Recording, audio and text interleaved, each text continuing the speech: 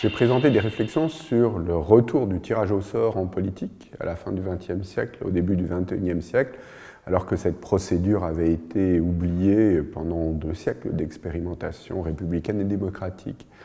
Et j'ai, par surcroît, insisté sur le fait que ce retour s'était fait en 2 phases.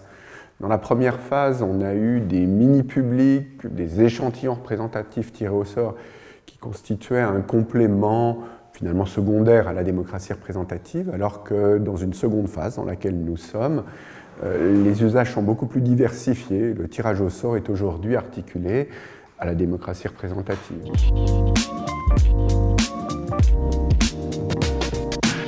On a un renouvellement aujourd'hui considérable dans le champ de recherche des sciences sociales et humaines, de l'intérêt pour le tirage au sort. On dispose aujourd'hui, alors qu'il n'y avait que quelques études parsemées pendant des décennies, depuis 2-3 décennies, nous disposons aujourd'hui d'une série de recherches qui ont renouvelé considérablement notre approche, aussi bien sur le plan de l'histoire politique que sur celui de la science politique, la théorie politique, un petit peu moins la philosophie politique.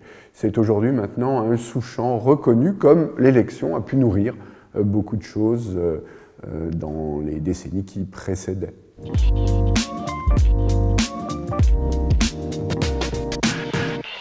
Alors on pourrait penser que ces chercheurs qui ont travaillé sur cet objet, dans des perspectives au reste différentes, ont ouvert une boîte de Pandore qui serait utilisée par les leaders qualifiés de populistes.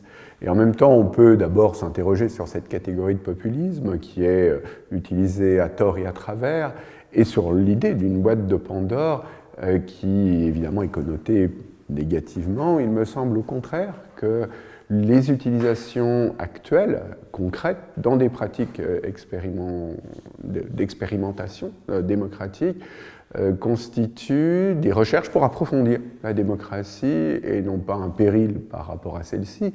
Bien sûr, chez les acteurs et dans l'espace public, on peut avoir des visions simplifiées, voire caricaturales de cet instrument, mais après tout, c'est vrai également de l'élection, et il me semble qu'au contraire, les recherches nourrissent une réflexion et des pratiques qui essayent de proposer une démocratie pour le XXIe siècle.